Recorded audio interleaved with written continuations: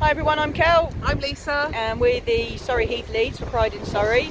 And we're just sending you a short message from High Cross Church in Camberley. And as you can see behind us, the Reverend here, Mike Thompson, has changed all of his window lighting pink, blue and white in support of Trans Remembrance Day on Friday and of course Trans Awareness Week. Mike is a great supporter of Pride in Surrey. He's a great supporter of us here in Surrey Heath and all the things that we do. So we just wanted to thank him and just draw your attention to this week. It's a very important time. We stand in solidarity with our trans siblings, and on Remembrance Day and every other day we remember all those people who suffer because of their identity. Yeah, and we also just wanted to point out to you guys that this is a church that's done this, so there are places in the community that love and accept absolutely everybody regardless of our identities, so that's really important for us to note, we feel. Okay, cheers good night guys. everybody. Thanks, bye bye.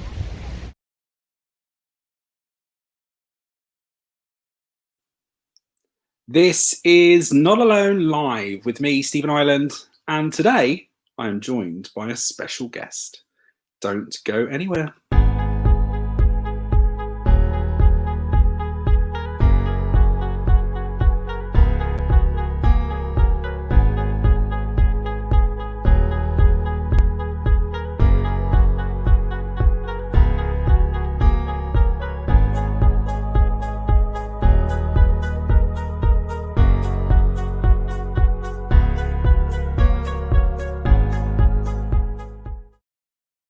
Well, I'm proud to be able to welcome none other. I can see you in the green room smiling. See, this is what happens. This guest gets all giggly, right, and nervous and shy, and then has something amazing to say, and it happens every time. So, without further ado, welcoming to Not Alone is the wonderful and absolutely fantastic, my pride brother is Ash. Hello. Did you just put me down as shy? Shy? Yeah, you are. You're timid. Okay. Welcome, Not Alone. Thank you very much for joining us on today, which is obviously Trans Day of Remembrance, which is such an important day for those that we've lost, obviously, to numerous hate crimes, and things that potentially can affect the trans community, for instance, mental health and suicide. So whilst we obviously reflect on that, it's really important that we also celebrate the lives of those that are with us. And of course, we look at the positive side of being trans and being able to be quite freely who you are. So, well, introducing you to the show, obviously your journey has been quite a long one, hasn't it, Ash? But you're finally kind of on a path that seems very positive. Tell us about that. Well, I came out as trans about 5.5 years ago. Naturally started off very terrifying, and I guess the time I came out, especially with school, there was no support in place. No one really knew how to support me. So I've kind of used my own journey to support others, put that support in place, especially with the school that I went to and college now as well. I mean, it's fantastic. And obviously at the moment, you started on T and you're kind of now progressing your journey because it's obviously something that you genuinely want to do. Yeah. I started T. It will be 2 weeks on Tuesday. Amazing. Any kind of words of advice for somebody that potentially is early on in their kind of decisions, or I say decisions, their feelings? Because I would never understand it, because obviously I've never gone through it. And of course, it's really hard or easy for me to turn around and say, you're deciding to do this, because actually you're not deciding to do this. This is you, right? This isn't your decision. Yeah. This is who you are. So, you know, I've got to be clear on that. It's not a decision. This is Ash. Ash is a male. That is it. You know, end of, period. If you don't like it, then don't watch. But what advice would you give to somebody that's kind of having those feelings? Because it starts off with a feeling, surely. Oh yeah, definitely. I mean, to reiterate, it's not a choice. You know, no one wakes up and goes, you know what, I want people to hate me for this. You know, I want to put my own life in danger because of this. But if you're quite early on and questioning, definitely seek advice. You know, tell someone that you're having these feelings, because at the end of the day, you can't start that journey. You can't look into it. You can't explore your own identity until someone knows how you're feeling and they can support you through that. And even if it turns out actually you're just having these feelings, but you're not trans, maybe you need to look into your identity in other ways. It's definitely important to speak about it and have that exploration, because we all have different feelings and we all make mistakes. So if these feelings are mistakes, that's okay. You know, you can still look into it and you can figure that out as and when the time's right for you. And of course, how do you know? Like, what was it that was in your mind that kind of said, you know what, I actually am a boy? I mean, I can't speak for all trans people. Every single trans person will have their own sort of niggling feelings and the thing that gives it away. But for me, it was, you know, kind of just growing up, not quite fitting in. Every single one of my friends were boys. You know, I wanted to climb trees and shoot them with Nerf guns and all that sort of stuff. But again, it varies person to person. But most people, I think it's just kind of this, you look at yourself and you're like, something's not right here. And you took the step in the right direction. Of course, it obviously started with conversations at home, and then it kind of broadens its horizon, doesn't it? Yeah. What advice would you give to somebody that potentially knows? You know, they know right now they are that person. Now, what steps should they take, or what guidance could you potentially give to somebody that's in that position that genuinely is just terrified? Because it must be a terrifying kind of thing to then have to talk about, because again, people don't necessarily understand it these days. If it's safe, you know, if you're living with your family and it's safe, sit down, say, you know what, I think I might be trans. This is something I want to explore. This is something I want you to know, and I want you to support me with. If it's not safe or you're not living with family, there are plenty of websites, phone numbers that you can call. You can speak to someone that might have other connections, or if you're still at school, you can definitely speak to staff and say, again, you know, I'm having these feelings. Is there any way you could direct me to speak to someone who might be more informed on this? Definitely. Just to reiterate, if you are at home at the moment and you do need to talk to somebody, why don't you text talk to 88440. That's talk to 88440, and we'll be able to connect you to the charities that are out there to support you. And likewise, if you are an ally and somebody in your friend circle or a relative has come to you and started to talk to you about being trans, then why not reach out to a charity that can support you? For instance, Mermaids, a really good charity, and one that potentially would be able to support you to understand what that individual may be feeling like at the moment through kind of an uncertain time. Because again, they've got a lot of people to tell. With me and my sexuality, the only time people know is if I'm kind of mincing around or holding my partner's hand and introducing my partner. But with somebody that's trans, at the beginning of their journey, sometimes it is more obvious. And of course, people in workplaces, people, you know, out and about that potentially would see you will then see a change.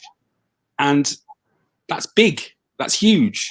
And of course, they're dealing with that on their own. And that, obviously, they need allies. They need people around them that would surround them with love. So again, I reiterate, please check out Mermaids as a charity. But again, obviously, text talk to 88440, text charge at standard rates. Ask permission from the bill payer before you send a text. Legal bits. Ash, obviously, it's not all been smiles. And we do have to touch upon some challenging times. What would you say drives challenging times? Is it your personal emotion and feeling, or is it kind of people's interruptions in your life and their views on trans, because they call it trans issues? It's not an issue. Please stop referring to trans issues, because it's not a trans issue. It's a way of life. That's it. End of, period. But over to you. I mean, obviously you've experienced it. I mean, the transgender agenda is not a thing either. That's another term that's being thrown around more now. But yeah, it's not an issue. I think a lot of people, I guess transphobia comes from a place of not being educated, not knowing what it is, what people are going through, and the very core principles of this isn't something that they've chosen to do. This isn't something that they're doing to inconvenience you or themselves. But it can be a lot of shock as well. If you've come out at school and you've been at school with these people for 4+ years, and then all of a sudden you go, actually, I identify as this. There's definitely a lot of, or a lack of understanding. And what do you think? I mean, obviously, with education now becoming a little bit more inclusive, but not fully inclusive, because it doesn't really cover trans as part of the LGBTQ plus family. In fact, it doesn't even touch upon Q and the plus. It really explores relationships and not gender. How do you think we could potentially change that? Obviously, the GRA reform and things like that are kind of a never-ending battle. But what else could potentially happen in the education system, or I suppose in just general day-to-day, that would make it easier? The issue around LGBT education in schools is, even with the LGB, you get the whole, well, some people like men, some people like women. There's no in-depth exploration, and with sex education, it's very straight people exist, and there's no how do you stay safe if you're gay, or sort of exploring your sexuality. The thing with trans issues, or not issues, education, and educating around that, is there's nothing at all. And really the starting point would be in lessons that I know a lot of schools do with sort of PSHE, where it's very easy to build into lessons. You can have a session where it's just, okay, let's ask a trans person, what do we think children should be educated on? Because a lot of people disagree with trans education in the sense that they think we're gonna, educate children that they can have surgery and they can have hormones, and it's all a very quick process. And one of the main words that's used with that is mutilation. And I just want to make clear that surgery is absolutely not mutilation. It's a very affirming thing. It's life-saving for a lot of trans people. So starting with the core, sort of, educating them that genitals do not define gender identity, and then have a look in depth as they grow older, but start the core principles sort of around year 7, when it's quite easy for them to pick up on and to understand. Definitely. Well, most governments around the world deny trans people the right to legally change their name and gender from those that were assigned to them at birth. In fact, a quarter of the world's population believe that trans people should not be granted full legal recognition of their gender identity. And those countries that do well, they expect rigorous mental health assessments, and in some cases, some very intrusive operations. I'm just gobsmacked that this is still coming across like there's an issue, because it's my life, and if I decide that I want to be however I am, then that's my choice. It's not your choice. And I'm just baffled. I'm genuinely baffled. I mean, I'm baffled that 72 countries criminalise LGBT same-sex relationships, let alone just not allowing people to be who they want to be. It's just crazy. Yeah, it's wild, and a lot of I mean, we're good in the sense that we've got the gender clinic under the NHS, but even that's quite invasive. You know, when you're getting your referral from, say, CANS or your GP, there's a lot of questions about, you know, are you out? Have you lived in your chosen gender? And that's another thing. Chosen gender on a referral form to the gender clinic, it's not chosen. You know, you don't choose to identify in a certain way. It's that you choose to effectively accept yourself. And this is, yeah, when I'm referring to choose, that's exactly what I'm saying. Yeah. You're choosing to accept that actually I am who I am. That's it. There's a song about that. Go listen to it. But you know, it's unreal. But what this does is it actually then fuels hate. Yeah. It fuels hate crime, because the lack of education mixed with the lack of policy that protects individuals, it then will fuel hate. And if you go back 10 years, when LGBTQ plus people had no rights in the workplace, what you saw is a lot of managers that didn't like gay people firing the gay people and getting away with it because they were gay, because they were having sex with the same sex. That was it. But they were getting fired, and legally getting fired, because they were having sex with men. And of course, then same-sex rights came in, and of course, in the workplace, Equality Acts, etc., and we were protected. But those kind of things need to be in place for those that are trans male and trans female, to then protect them, not only against hate crime, and hardening sanctions on hate crime is most definitely needed at this time, this day and age, but of course to just make sure that people understand, because when you've got a policy in place, people then make sure that they take the time to understand it, because they don't then want to perceive the trans community in the wrong light. The issue with you know, countries not having things to protect trans people as well is, you compare the accessibility of government documents saying actually you can't change your gender marker, you can't change your name, to the resources around trans people saying, hold up, you need to let us do this because this is what will save our lives.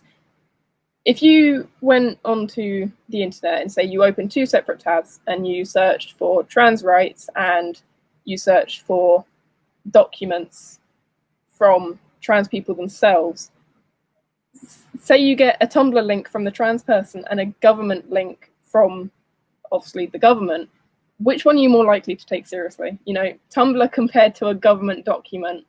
So people use that as a way to fuel their hatred, because it's very easy for them to go, well, I couldn't find anything defending trans people. Here's the government document saying I don't have to, so I'm not going to educate myself. There's a lack of official documents supporting trans people. And also lack of protection on social media channels and on search engine. I simply searched trans suicide the other day. It was about 2 weeks ago. There were solutions, ways for people to go and kill themselves, listed online like it was just a recipe book. And I was mortified. And of course, you know, of course we will then go and report those things. Reddit, I think it was on.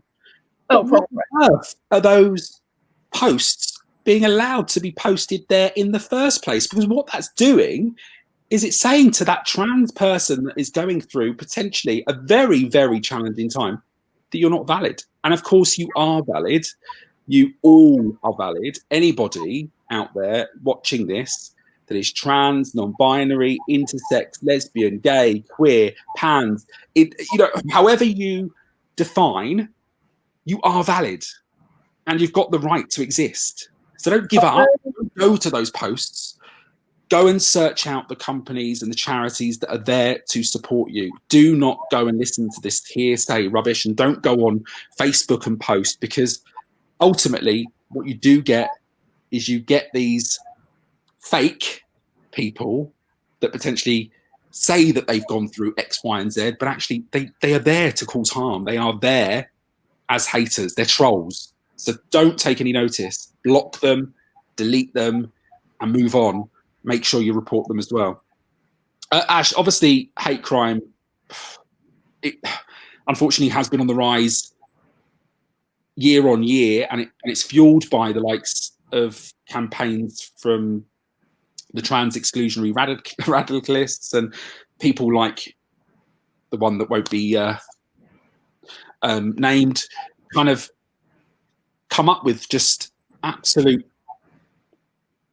I don't even know what word to use, because I was just about to say shit, but actually it's not shit. It genuinely is just shit. And just like, there's no other word. There's not even a word that you could, when somebody kind of comes out and says, oh, he said, she said, he said, when you're talking about a group of people's lives and you're messing with them and you've never been in that situation, and the only time you've been in that situation is when you're trying to write a book about it, you've got no experience and no background in that field. How on earth can you feel the way that that person felt? And how on earth do you then get a qualification in telling trans people that they've got an issue, or trans families that they've got an issue? You just don't. So like, I just don't get it. I really genuinely, it just grinds my gears, I tell you. And of course I'm not even trans, and it really just rattles me. It really does. Anyway, back to positives. You're doing really good. You're doing amazing. Obviously you have been inspired through work that you've done as a youth worker, and you're trying to give back, and you're trying to, spread the word and spread the love and talk about your experience, because hopefully that will help others. Somebody that's young, obviously youth clubs and things like that, are they fully equipped to be able to, I mean, obviously in Surrey we've got some great services, and I'll let you talk about them, but are they fully equipped to be able, or designed to be able to support these individuals? I would say, in terms of having the training, there's definitely a basic level. The training is not, it's not top tier. And then obviously you've got the funding, accessibility, because a lot of groups will advertise themselves, but it's very easy to, search on the internet that group's name or whatever, and it might come up saying, oh, this is an LGBT group. And obviously if you're not out to your parents and you say, hey, I want to go to this youth group, and then they look into it and it comes up, we're not equipped to, I guess, cope with that situation, because you kind of have to decide between, well, do we, put this person at risk by saying, yeah, we are an LGBT group, or do we put ourselves at risk by saying, no, it's not? And then, if it comes out, that's it. We're not equipped in the sense that we have very basic training. So we can do the very minimum of, yeah, we can support you, but at the same time, we might not be able to signpost you or give you the level of support that you need. We can give you very basic, we're here for you to talk to. But then, just to clarify, there are charities out there that you would then communicate with and do referrals to if need be, and things like that as well. Fabulous. Right, let's find out how people can report hate crime in an alternative way, and then I'll be back with Ash just after this to find out what youth services are available in Surrey. And well, don't go anywhere, because we've also got a lovely interview with another special guest, and we've got obviously our vigil that well, remembers those that unfortunately we've lost through the year. We're thrilled to be working with Surrey Police to stamp out hate crime across the UK, but especially here in Surrey. Introducing the new Stop Hate UK app for Surrey. Simply download the app today in any good app store.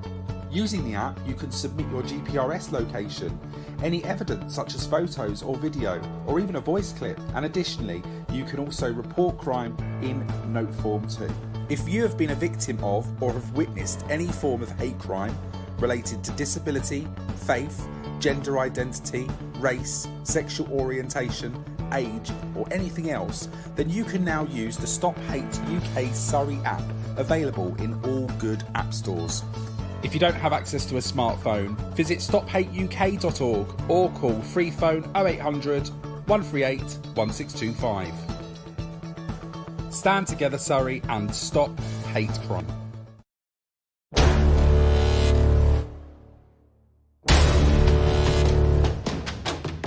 I stand with my trans, intersex and non-binary siblings. I stand with my trans, intersex and non-binary siblings. I stand with my trans, intersex and non-binary siblings. I stand with my trans, intersex and non-binary siblings. I stand with my trans, intersex and non-binary siblings. You are valid and we will not be silenced. We are valid, we will not be silent. You are valid. We will not be silent. We will not be silenced. We will not be silenced. We will not be silenced. We will not be silenced. There's no pride for some of us without liberation for all of us. Let us be who we want to be, that everyone should be happy.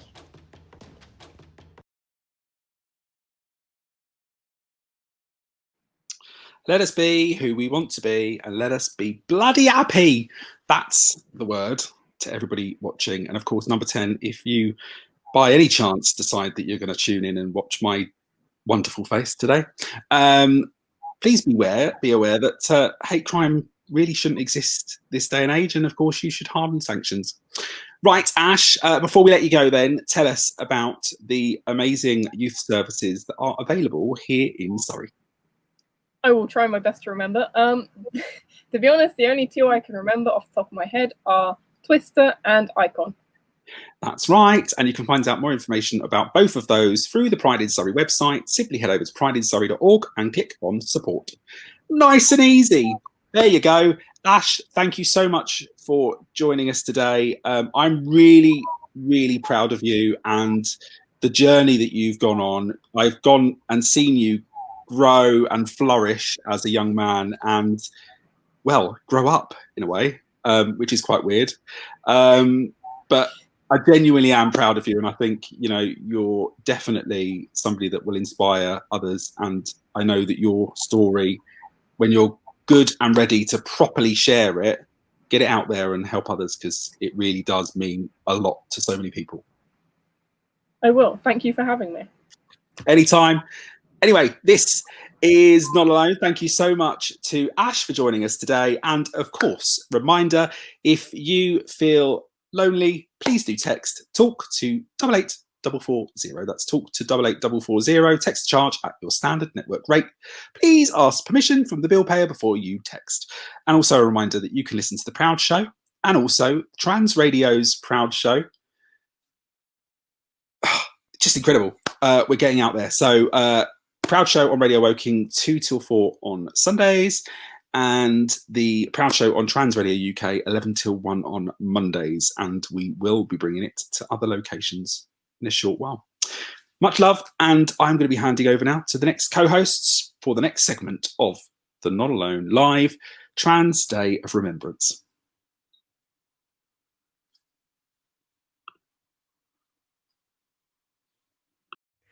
Hi everyone, it's Reverend Mike here, the Minister of High Cross Church in Camberley. Just want to send you special greetings on this, the Transgender Day of Remembrance, and just remind you that God loves each one of you for who you are, and that's so important. No matter what people say, the Christian basic is there of love your neighbour and love one another. So on this day, my prayers, my thoughts and my best wishes are with you all, and to remind you that God loves you for exactly who you are. Take care, keep safe, God bless. Bye.